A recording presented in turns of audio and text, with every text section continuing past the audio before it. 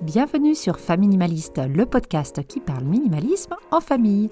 Je m'appelle Hélène, j'ai 42 ans et je suis à la tête d'une famille de petits minimalistes de 10, 12 et 14 ans. Mon mari et moi avons commencé dans la route du minimalisme par un grand désencombrement il y a quelques années et nous nous sommes piqués au jeu. Tant et si bien que j'en ai fait mon métier, je suis maintenant home organizer, j'aide les particuliers à se débarrasser du superflu et à se concentrer sur l'essentiel en faisant le tri dans leur maison. Dans l'épisode d'aujourd'hui, je vais vous parler de livres. Pourquoi ces objets-là en particulier ? Eh bien justement parce qu'ils le sont particuliers. Ils racontent des choses sur nous, sur notre rapport au monde, et lorsque l'on est dans une démarche minimaliste, bien souvent on se heurte à ce problème des livres. Comment réussir à non seulement réduire notre bibliothèque, surtout quand on a des enfants, mais aussi réduire notre future consommation. C'est de tout cela dont je vais vous parler aujourd'hui, et comme d'habitude, vous pourrez trouver la fiche méthode pour désencombrer votre bibliothèque dans la description de l'épisode. Allez, c'est parti pour l'épisode du jour. Lorsque nous avons commencé à réduire le nombre de nos possessions de manière drastique, alors à cette époque-là, nous voulions juste retrouver une maison plus facile à gérer. Le minimalisme n'était pas vraiment une motivation en soi, ni même un idéal qu'on cherchait à atteindre. Donc quand on a commencé notre tri avec un grand T, j'appréhendais le tri de la bibliothèque. Et maintenant que j'accompagne les familles dans leur désencombrement, je me rends compte que cette inquiétude est souvent partagée. On a du mal rien qu'avec l'idée de se séparer des livres. En observant mes clients, en réfléchissant à mon propre rapport avec les livres, en me documentant sur le sujet, j'ai pu me faire une idée assez large des raisons qui se cachaient derrière ces difficultés. La première raison, celle qu'une fois que j'en ai pris conscience m'a aidé à me séparer des 2/3 de ma bibliothèque, c'est que les livres, les bibliothèques que l'on a chez nous en disent beaucoup sur nous. Elles reflètent nos centres d'intérêt, notre éducation, notre évolution dans le monde, notre évolution personnelle. Et c'est d'ailleurs pour cela qu'on aime bien mettre le nez dans la bibliothèque des autres. Je ne sais pas si vous faites ça quand vous allez voir des amis, on aime bien des fois, entre guillemets, fouiller dans leurs livres. Ça donne une autre dimension aux personnes qu'on fréquente et on peut découvrir un côté d'elles qu'on ne soupçonnait pas. En ce qui me concerne, ma bibliothèque me permettait d'envoyer 2 types de signaux au monde extérieur, mais aussi à moi-même. La première, c'est qu'habitant en milieu anglophone, on était en Nouvelle-Zélande à l'époque, elle me permettait d'affirmer ma francophonie, ma culture, ma langue. Une bibliothèque pleine de livres en français, c'était mon lien avec tout cela en fait.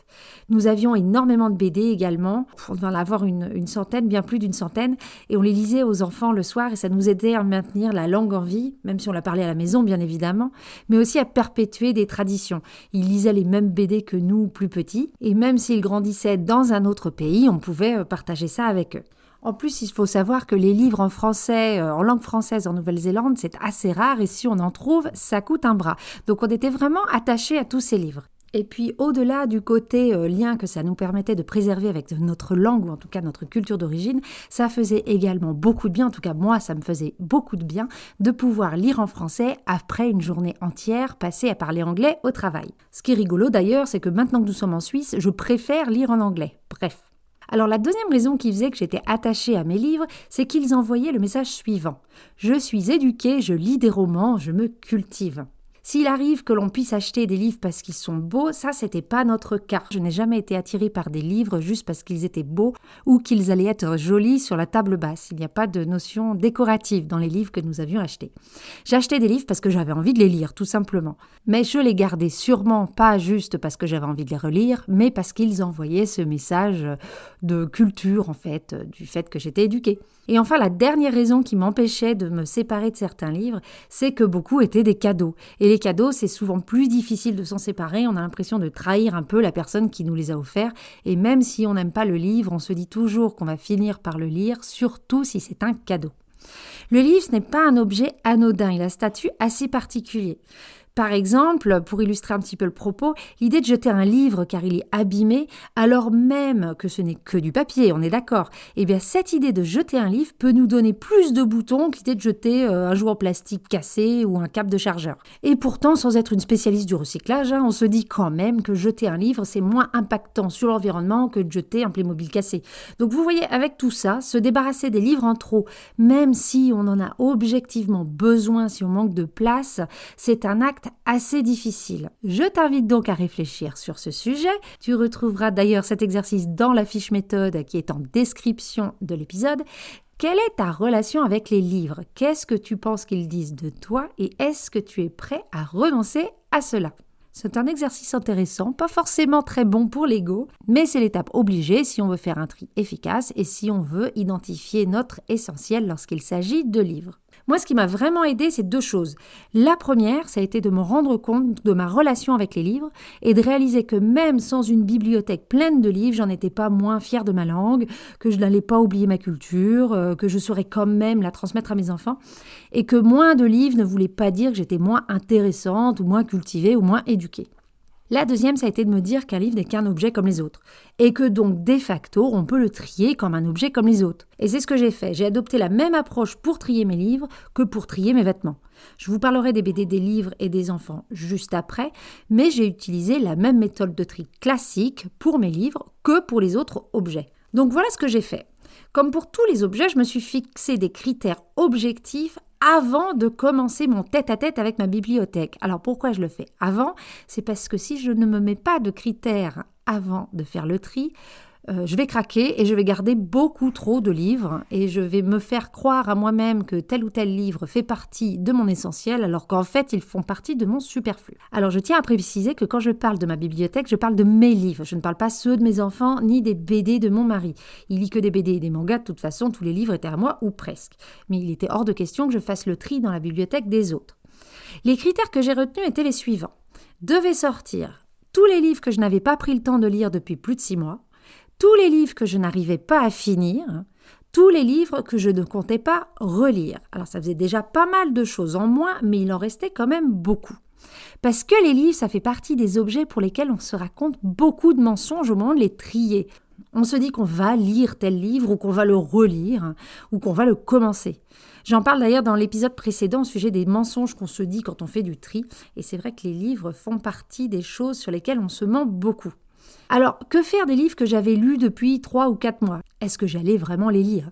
Et les livres déjà lus et que je comptais relire, est-ce que j'allais vraiment prendre le temps de les relire alors que d'autres nouveaux me tenteraient plus, certainement? Comme il me restait encore beaucoup de livres parmi ceux qui rentraient dans mes critères initiaux, donc ceux que j'avais aimés et que je comptais relire, j'ai rajouté un critère qui m'a été soufflé par ma sœur d'ailleurs quand elle a trié ses livres à elle. Je n'ai gardé que les livres que j'avais envie de prêter, que je serais prête à recommander en quelque sorte. À l'époque, on accueillait des jeunes gens au père français pour s'occuper des enfants lors des vacances scolaires, parce que les modes de garde en Nouvelle-Zélande, déjà, il n'y en a pas beaucoup, et puis c'est hors de prix. Et comme moi, ils étaient souvent avides de lecture en français. Donc j'ai gardé que des livres que j'avais adorés, même si j'allais pas forcément les relire, car ils avaient été un peu trop intenses. Et c'est un critère que j'adore. Et quand on me demande des recommandations de lecture, je peux prendre n'importe quel livre dans ma bibliothèque, qui se limite maintenant à 2 étagères au lieu d'une dizaine à peu près. Pour les livres des enfants, on a aussi posé des critères. Parce que oui, ils en avaient beaucoup. Comme beaucoup de familles, on limite le nombre de jeux. En tout cas, on essayait sans forcément y arriver. Mais pour les livres, c'était un peu open bar. Alors, je pense qu'on a bien fait, parce qu'aujourd'hui, à 10, 12 et 14 ans, les enfants sont toujours de gros lecteurs. Ils lisent tous les jours, souvent avant et même après l'école, et pas juste à l'heure du coucher. Mais il y en avait vraiment trop, si bien que certains étaient même en mauvais état. Et comme ils sont 3 et qu'ils partagent une bibliothèque, on a dû procéder par étapes. J'ai commencé par demander aux enfants de parcourir leur collection à eux, les livres qu'on leur avait offerts juste à eux, et de ne garder que leurs livres préférés, c'est-à-dire ceux qu'ils lisaient régulièrement, ceux auxquels ils étaient attachés et ceux qui étaient surtout en bon état. Là-dedans, il y avait beaucoup de magazines, style J'aime lire, Je bouquine, etc. Donc le critère d'état était assez important. Une fois la pile de livres rassemblée, la pile de livres en trop, je demandais ensuite à chaque frère de vérifier si parmi les rejets de ses frères, il voulait en sauver quelques-uns. En faisant ça, on a réussi à réduire drastiquement le nombre de livres et de magazines et on a gardé le best-of, tout ce qui est en bon état et qu'ils ont vraiment plaisir à lire. Le vrai souci qu'on a eu, c'est quand on a dû quitter la Nouvelle-Zélande. Le prix du transport en 2021, en plein Covid, avait explosé. Je crois que c'était par 5 par rapport à l'aller. Donc on avait décidé de ne pas prendre de containers avec nous. C'est ce qui nous a forcé d'ailleurs à faire un plus gros tri et ce qui nous a forcé pendant des mois à vivre avec le minimum parce qu'on ne voulait pas se retrouver au dernier moment avec plein de choses sur les bras. Et donc, on a goûté à ce mode de vie minimaliste un petit peu par obligation. Et c'est là qu'on s'est rendu compte que c'était comme ça qu'on avait envie de vivre. Bref, parenthèse refermée. Donc là, j'avais fait le calcul en fonction du prix du mètre cube. Et une BD dans un container, ça nous coûtait 80$ en transport. Ça fait à peu près 50€, un peu moins de 50€, un peu moins de 50 francs suisses. Et vu qu'on en avait plusieurs centaines des BD, on a vite pris la décision de les vendre. Ça coûtait beaucoup moins cher de les vendre de ce côté-là du monde pour les racheter ensuite d'occasion en Suisse, plutôt que de les faire venir chez nous à 80$ la bête. Alors on a eu de la chance, on a trouvé un Belge qui était installé définitivement en Nouvelle-Zélande, qui était marié à une Néo-Zélandaise et qui recherchait des BD francophones. La collection est donc est en grande partie restée intacte et j'aime bien l'idée qu'elle soit toute là-bas. Par contre, ces BD nous manquent beaucoup et il est clair que nous comptons recréer une partie de cette collection au fur et à mesure des vides-greniers. Si on n'avait pas eu ce déménagement, on aurait gardé ces BD. Les enfants lisent tous les soirs et même si on a la chance d'avoir une bibliothèque dans le village où on habite, ils ont déjà fait plusieurs fois le tour. Les BD font partie de leur essentiel. Ce n'est pas du superflu, donc je pense qu'on va refaire en tout cas le plan, c'est de refaire cette collection petit à petit. Alors pas à l'identique, parce qu'il y a des BD qui ne lisaient plus, mais les grands classiques comme les Astérix ou les Titeuf, je pense qu'on va les racheter. Alors c'est sûr, le déménagement nous a forcés à nous séparer de beaucoup plus que ce que nous voulions. Mais à part les Harry Potter ou les Hunger Games, on n'a pas remplacé les livres qu'on a laissés derrière nous, même si on pensait le faire. Comme quoi, on avait bien réussi à identifier notre essentiel à la base. On a essentiellement gardé les livres que les enfants, ceux qu'ils lisaient et relisaient sans arrêt, car on savait qu'on aurait du mal à retrouver des titres en anglais. Et si les enfants parlent français, ils ne le lisaient pas assez bien pour pouvoir lire autre chose que des BD. Donc il fallait quelques romans sous le coude qui ont été lus et relus et re-relus, surtout la première année, le temps que la lecture en français devienne quelque chose de plus facile et d'agréable pour eux. Les livres font toujours partie de notre vie, mais on se contente maintenant de la bibliothèque. On fait attention à ce que nous achetons comme livres en seconde main. Déjà, le fait qu'on achète en seconde main, ça limite un petit peu le choix et il faut savoir être patient. Mais la bonne nouvelle, c'est que vu que nous sommes minimalistes, tous nos placards ont de la place en trop, donc on peut s'autoriser un petit peu de marge et se faire plaisir avec un achat de livres de temps en temps. Et d'ailleurs, c'est des choses qu'on se fait offrir pour Noël ou pour les anniversaires. On demande généralement deux types de cadeaux, les cadeaux immatériels ou alors des livres. Parce qu'on sait qu'une fois qu'on les aura lus, si ce n'est pas quelque chose qui nous a passionnés, on pourra le donner de manière assez facilement au final. Il y a des boîtes à livres un petit peu partout ou sinon on le donne à des proches ou alors à des magasins de seconde main. La lecture fait vraiment partie de l'essentiel des enfants, donc on se limite pas trop, mais ce qui nous sauve le plus, c'est la bibliothèque qui fournit le gros du contingent. Notre deuxième enfant est un très gros lecteur, il peut lire entre 300 et 400 pages par semaine, donc vous imaginez bien que si on devait fournir et acheter des livres, on ne tiendrait pas le rythme et ça déborderait. Donc voilà un petit peu notre parcours, comment on a réussi à se débarrasser d'énormément de livres sans que personne ne se sente lésé. Et quand je vais chez des clients, ils vivent un peu tous la même chose, ils ont du mal à se séparer de livres pour les mêmes raisons, parce que c'est des cadeaux, parce que c'est des souvenirs, ou parce qu'on se dit qu'on va avoir le temps de les lire ou de les relire. Une méthode que je partage dans l'épisode de podcast précédent sur les mensonges que se dit quand on trie, c'est d'être réaliste par rapport à notre capacité de lecture. Prenez une page d'un roman au hasard, chronométrez-vous en train de la lire, ça vous permettra de calculer le temps qu'il vous faut pour lire un livre de 200, 300, 400 pages. Vous comparez ensuite ce temps-là avec le temps que vous avez à disposition. Ça vous permet de voir si vous êtes vraiment réaliste sur le fait que vous aurez le temps de relire ces 40 bouquins. Si ça vous met 2 mois pour lire un livre, 40 bouquins, faites le calcul, ça fait 80 mois, je ne sais pas ce que ça fait, j'ai pas envie de faire le calcul de tête. Bref, c'est beaucoup trop, sachant qu'en plus, vous allez sûrement acheter de nouveaux livres ou en recevoir en cadeau qui seront lus en priorité. Donc soyez réaliste face à cela.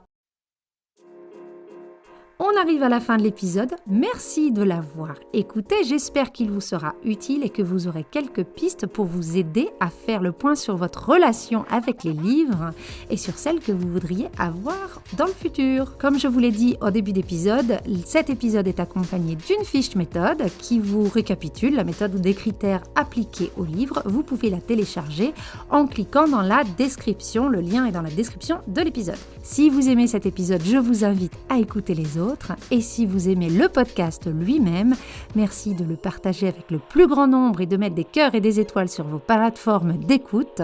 Plus il sera écouté, plus il sera facile à trouver pour les autres.